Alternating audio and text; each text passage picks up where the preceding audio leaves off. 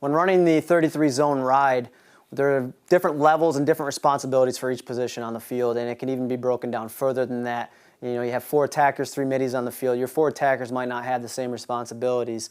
The 2 attackers that might be playing behind might have a different responsibility than the high attackers that might be playing above goal line extended. Or if you run a different style offense that puts your attackers in different positions on the field, you may have your own way of doing it.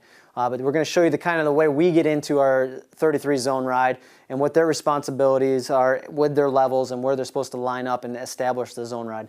What we're going to do is we're going to talk about our low attackers first, and we don't break it up into 4 attack, 3 middies, 4 defenders.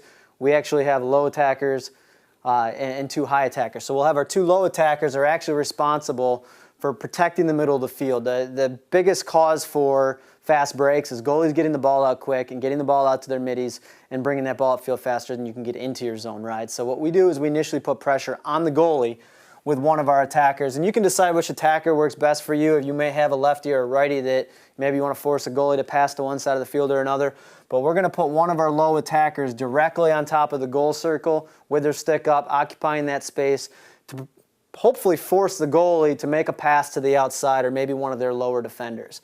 Our second low attacker, the other one that's usually behind the goal, will come up, and they're also responsible for protecting the middle, but they're more responsible for the 12-meter area out to about the 15-meter area, and they're going to be right about here, and they're basically there to do the same exact thing as a low attack. They're just doing it at a different area. They don't want the ball to come to the middle, so if a clearing midfielder came into that space, they would try to mark up with them in that space. They wouldn't necessarily just occupy that zone and stand there. If an actual opponent from another team was actually clearing in this space and they were open, they have the opportunity to mark them off and shut them off while they're in that space. They don't necessarily have to follow them out of the space, but they want to occupy them while they're actually in there.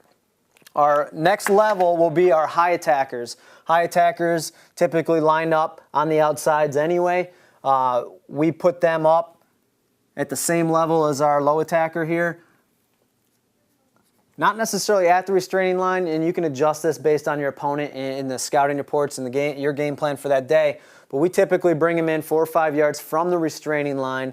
We kind of have them occupy that space, pinch more to the middle because the ball going to the outside, it's a little bit better than coming back up the middle. If the ball's coming up the middle, they have more options to both sides of the field. But if you get them going towards the sideline initially before your double teams are established, they're not going to have that opportunity to pass to their left if the ball is coming up this side, or to their right if the ball is coming up that side.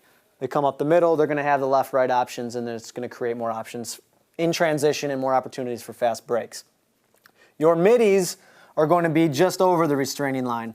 They aren't going to be definitely in line with the attackers the whole time, but they can set up that way. And when we get out to the field, we're going to show you with cones, with players, the different phases of this and how that will work and how they will shift and rotate into the zone as the ball moves.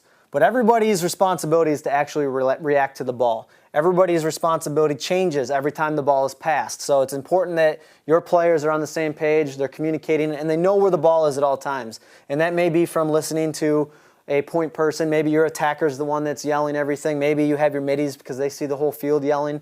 But anytime that ball moves or that ball is passed out, you're going to have a trigger. You're going to tell those players, the ball's out, shift, whatever your communication or terms are going to be, that's what you're going to do every time that ball moves.